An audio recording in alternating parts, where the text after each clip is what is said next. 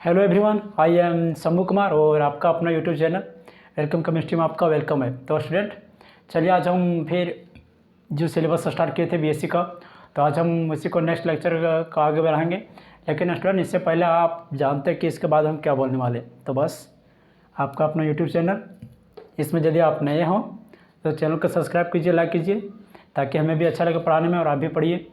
तो चलिए बिना लेट किए हुए थोड़ा बहुत हम पिछला क्लास का यदि याद कर लेते हैं, तो फिर आज का जो लेक्चर हम समझेंगे वाह अच्छा से समझेंगे। तो अच्छा से समझेंगे। तो पिछला क्लास हमने बताया था क्वांटम नंबर के बारे में, उसके बाद फिर प्रिंसिपल क्वांटम नंबर के बारे में बताया। तो जो क्वांटम नंबर था, तो क्वांटम नंबर के हमने बारे बताया था कि जो 4 नंबर का सेट होता है, जो नंबर ऑफ सेल दर्शाता है, दूसरा में नंबर ऑफ सब सेल, तीसरा में ऑर्बिटल और चौथा में स्पिन। तो स्टूडेंट, जो तीनों आया था सेल, सब सेल और ऑर्बिटल्स, और श्रोडिंगर वेव इक्वेशन के आधार पर दिया गया था। और जो स्पिन आया तो वह ऑर्बिटल के आधार पर दिया गया था। तो आज का लेक्चर को हम आगे बढ़ाएंगे और उसमें फिर पढ़ेंगे एजीमुथल क्वांटम नंबर के बारे में।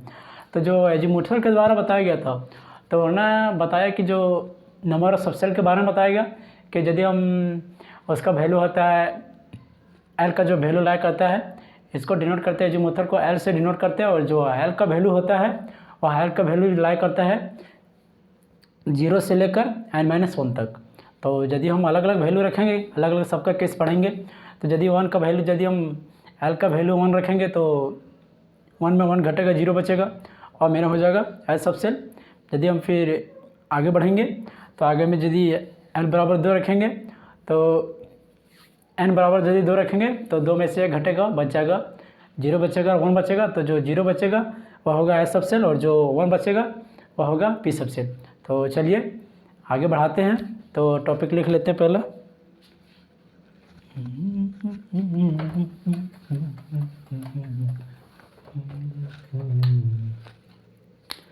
Azimuthal quantum number.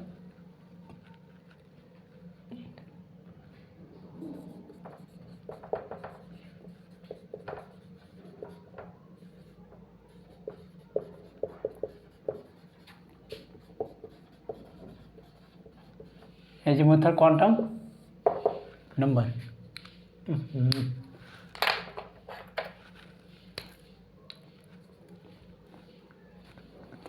यह भी एक नंबर है जो इंडिकेट करता है। तो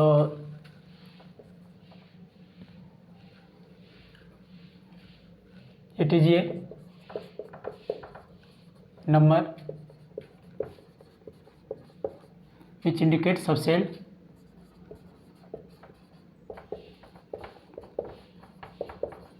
which indicate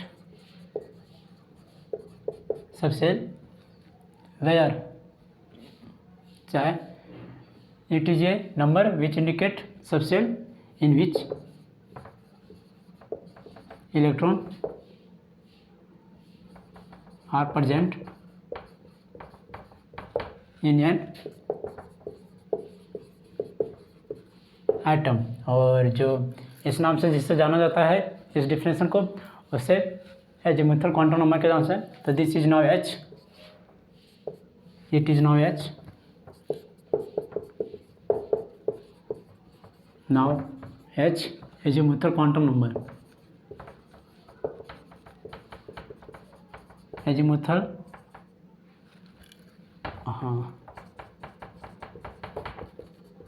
क्वांटम नंबर। और यदि हम एजीमुथल क्वांटम नंबर को डिनोट किससे करते हैं, एजीमुथल क्वांटम, उसमें प्रिंसिपल क्वांटम नंबर को एन से डिनोट किए थे, तो इसमें भी तो इसका कुछ होगा फंडा जिसे हम डिनोट करते हैं। तो it is denoted by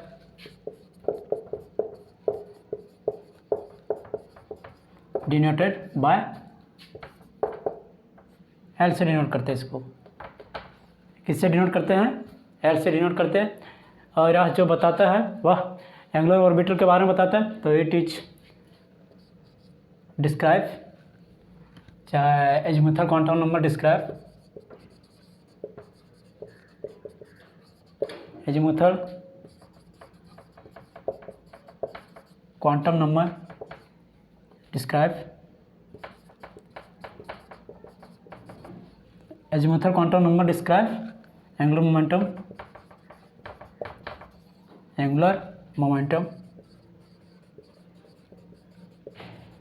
of orbital। आज जो दर्शाता है वह ऑर्बिटल्स का एंगुलर मोमेंटम को दर्शाता है। तो और उसके बाद में यदि हम और आगे बढ़ेंगे तो इसमें देखेंगे कि जो इसका एजीमुथल क्वांटम नंबर का जो वैल्यू होता है उस वैल्यू को भी हम अभी लिखेंगे। और देखिए, आप वीडियो को पॉज करके लिख सकते हैं।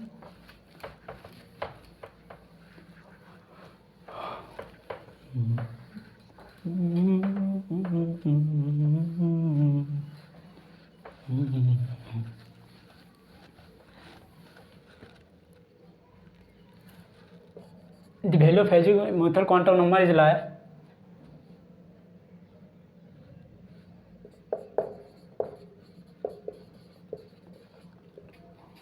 the value of L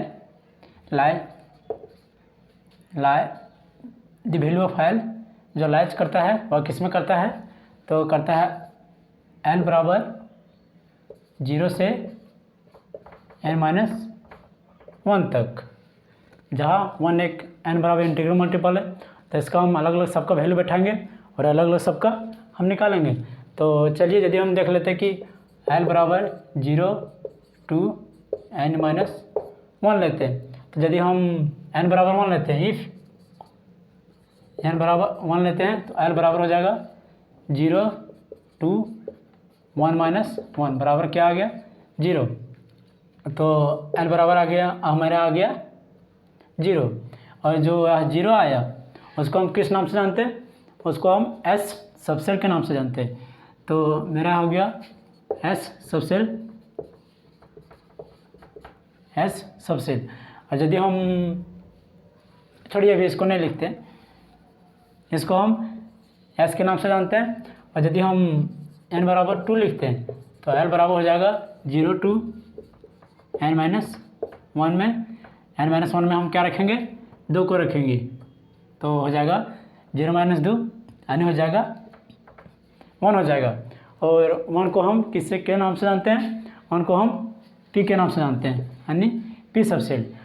इसका भी वैल्यू होता है, पहले होता है, आगे हम लिखेंगे भी इसका कि इसका जो परमिसिबल वैल्यू होता है वह अलग अलग होता है। पहला का 0 होता है, दूसरा का यदि होता है तो 0 होता है और 1 होता है, क्योंकि जो इसमें बोला गया कि जो वैल्यू पुट ला किया 0 से लेकर n-1 तक, तो इसके साथ जो काउंट होगा वह 0 भी काउंट होगा। लेकिन अभी हम इसको सबसेल को दर्शाने के लिए भी हम 0 को काउंट नहीं कर रहे हैं। इसके बाद हम तुरंत इसके साथ 0 को काउंट करेंगे। और यदि n बराबर 3 लगता है तो L बराबर 0 to 3-1 बराबर 2 हो जाएगा। तो इसका जो वैल्यू होगा SP, इसे D के नाम से जानते हैं, D सबसेल के नाम से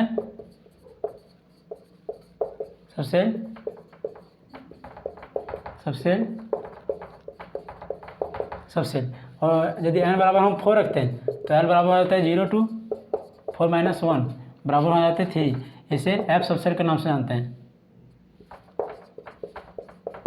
S सबसेल के नाम से इसको हम जानते हैं। तो स्टूडेंट, यदि हम ये सब जो रहा तो S सबसेल के नाम से जानते हैं। पहला यदि 0 रहेगा तो S सबसेल के नाम से जानते हैं, यदि 1 रहेगा तो P सबसेल के 2 रहेगा तो D सबसेल होगा, यदि 3 रहेगा तो F सबसेल के नाम से जानते हैं। तो यदि हम इसका एक कॉलम बना करके यदि हम इसको वैल्यू को यदि रखते हैं तो हमें आशा होगा कि आप इस वीडियो को समझते होंगे।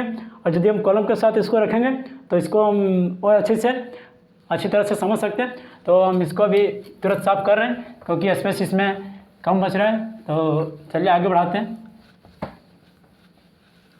यदि आगे इसको हम बढ़ाते हैं वैल्यू के साथ, यदि इसको हम वैल्यू के साथ पुट करते हैं फिर कॉलम बनाकर लिखते हैं तो हमें और अच्छा होगा। तो चलिए यहाँ पर लिखते हैं कि नंबर ऑफ n,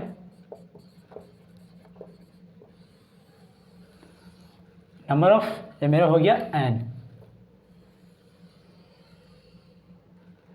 उसके बाद क्या लिखेंगे, पॉसिबल वैल्यू ऑफ L,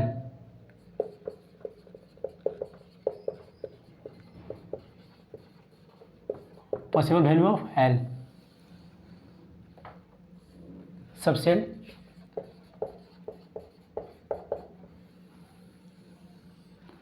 और यहाँ पर चलिए इतना ही लिखते, 3 ही लिखते।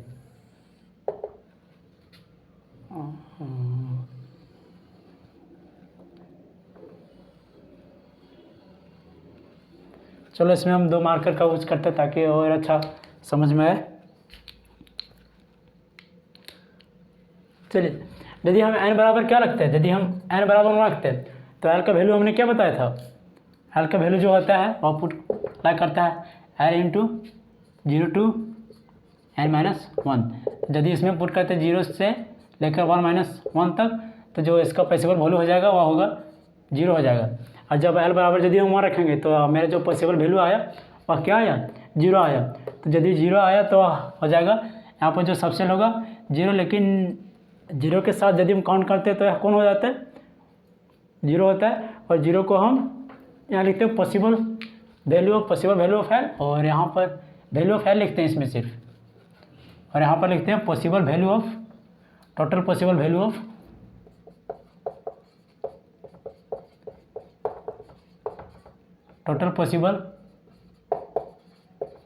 ऑफ l, और यहाँ पर लिखते हैं सबसेट।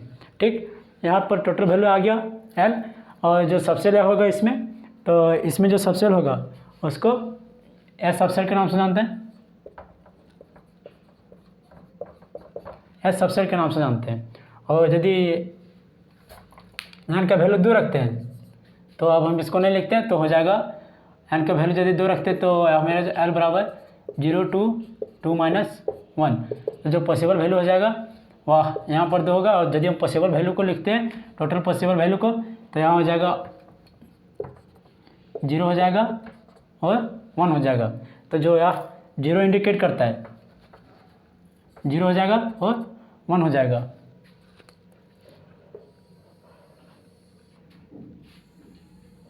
तो जो 0 शो किया वह एस सबसेल को शो किया, और यदि यह भी 0 को शो किया तो एस को किया, और ये जो 1 किया वह पी सबसेल को किया, एस पी हो गया।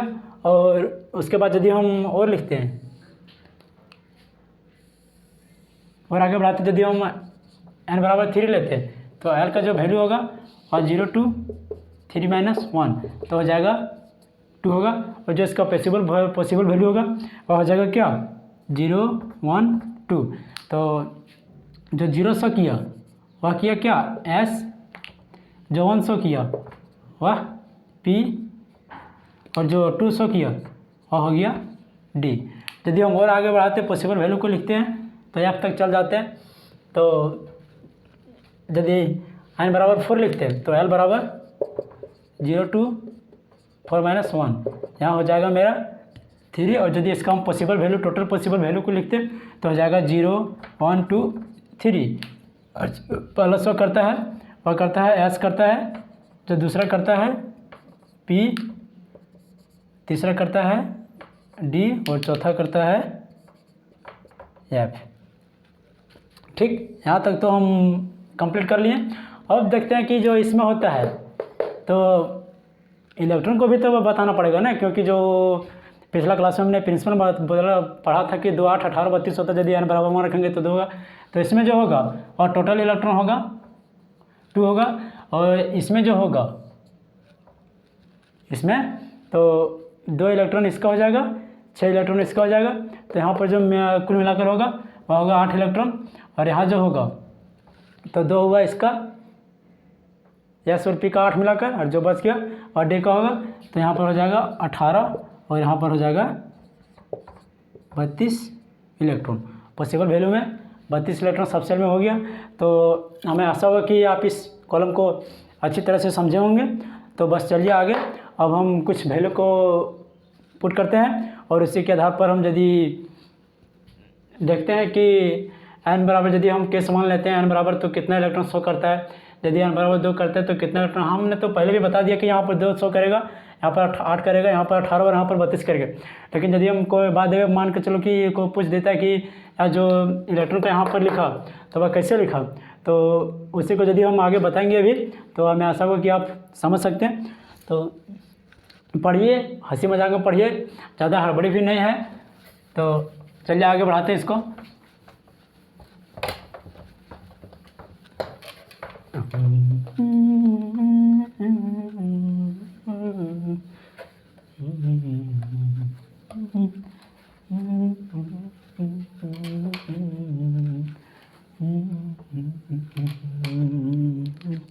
If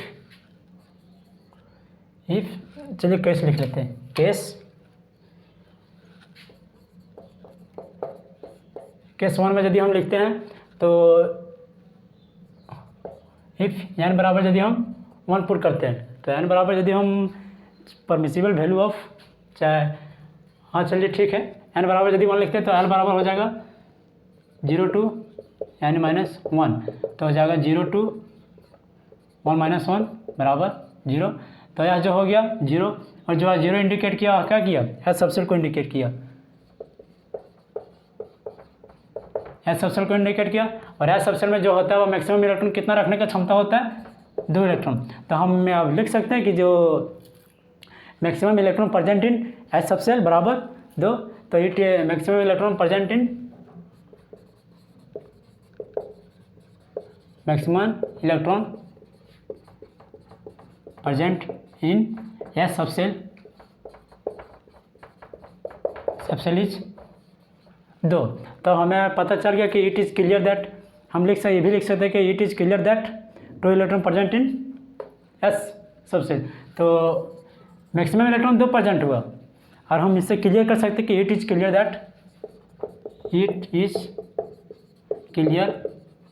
that maximum electron, it is clear that only 2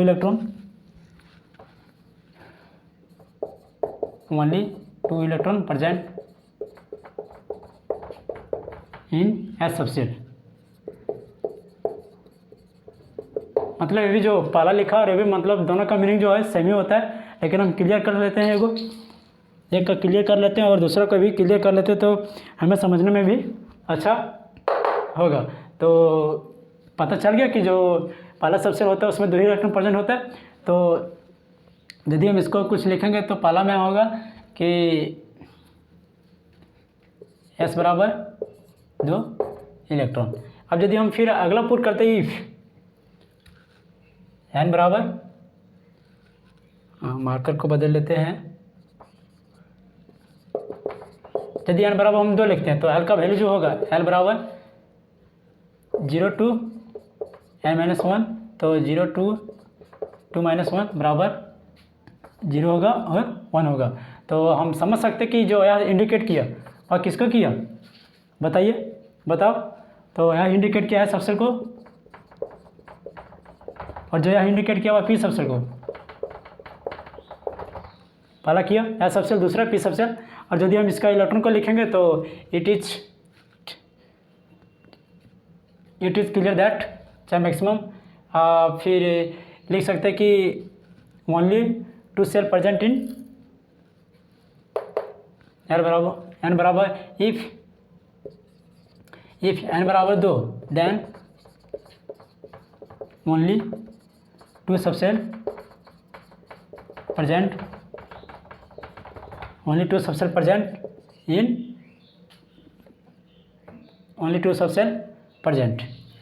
तो यदि हम इसका इलेक्ट्रॉन्स को लिखेंगे तो हो जाएगा, तो जो दूसरा होता है 2 8 18 32 में, तो एन बराबर में 2 यदि रखेगा तो कितना होगा, उसका 18 इलेक्ट्रॉन होगा। तो लिख सकते कि 8 इलेक्ट्रॉन होगा, तो एस प्लस पी बराबर 8। तो एस का इलेक्ट्रॉन कितना था, 2 प्लस पी का नहीं है पता 8, पी बराबर 6 इलेक्ट्रॉन हो जाएगा। तो हम लिख सकते कि इट इज़ क्लियर दैट, इसको हम क्लियर कर सकते हैं कि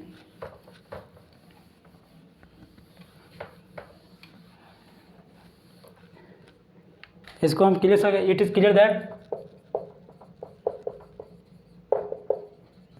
it is clear that 6 electron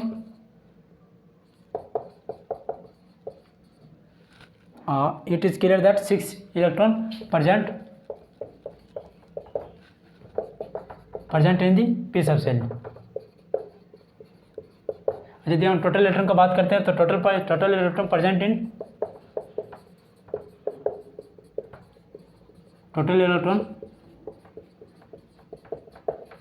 in subshell is कितना हो जाएगा, 8। तो चलिए और आगे हम लिखते हैं। और यदि हम अगला को लेते हैं इफ एन बराबर 3 लेते हैं, तो जो एल का वैल्यू निकलेगा और एल बराबर 0 2 3 - 1 तो हो जाएगा 0 1 2। तो जो यह इंडिकेट करता था वो क्या इंडिकेट करता है, एस सबसेल और या पी और या डी। तो हमें पता चल सकता है कि यदि एन बराबर हम 3 लिखते हैं तो 3 subshell are present in atom. तो इफ एन बराबर 3 then 3 subshell present, then 3 subshell present. यदि हम इसका परमिसिबल वैल्यू को यदि लिखते हैं और फिर टोटल इलेक्ट्रॉन्स को लिखते हैं तो इट इज़ क्लियर दैट, चलिए इससे पहले लिखते हैं कि S plus P plus D बराबर कितना होता है, 2 8 18। तो टोटल होगा 2 हो गया, पी में कितना हो जाएगा 8 प्लस डी बराबर 18। तो डी बराबर 10 इलेक्ट्रॉन, यानी only 10 electron present in D subshell. हम लिख सकते हैं कि ओनली 10 इलेक्ट्रॉन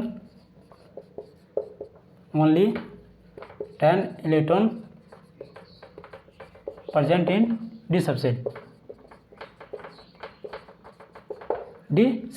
तो हम लिख सकते हैं कि it is clear that,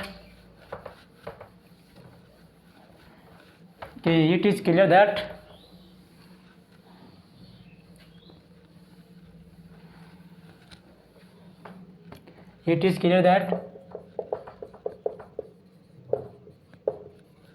is clear that three subcell present in, it is clear that 3 subshell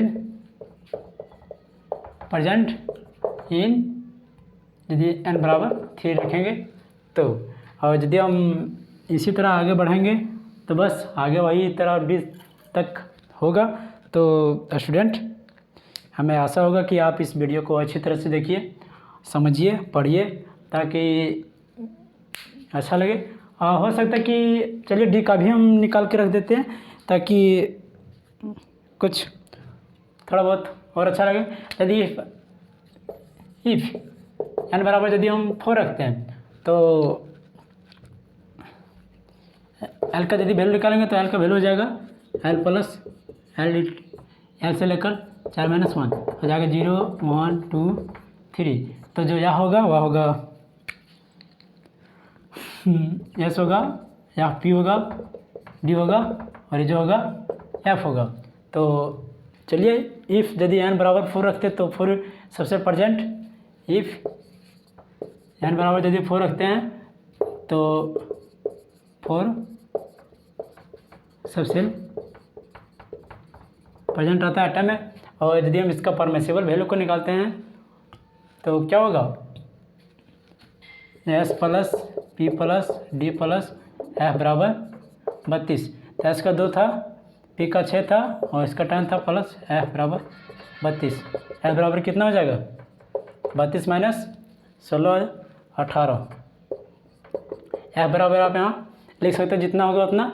तो चलिए आज का लेक्चर को हम यहीं समाप्त करते हैं और हमें आशा होगा कि आप इस वीडियो को अच्छी तरह से पढ़े होंगे। पढ़िए, समझिए और अपने दोस्तों को भी शेयर कीजिए ताकि अच्छी तरह से पढ़ सकें। तो जो जनरल का सिलेबस में प्रिंसिपल था, क्वांटम नंबर था, प्रिंसिपल था, एजीमुथल था, तो आज एजीमुथल को यहीं समाप्त करते हैं और कल हम पढ़ेंगे मैग्नेटिक क्वांटम नंबर के बारे में। उसके बाद हम आगे डिस्कस करेंगे स्पिन क्वांटम नंबर के बारे में। तो आज का लेक्चर को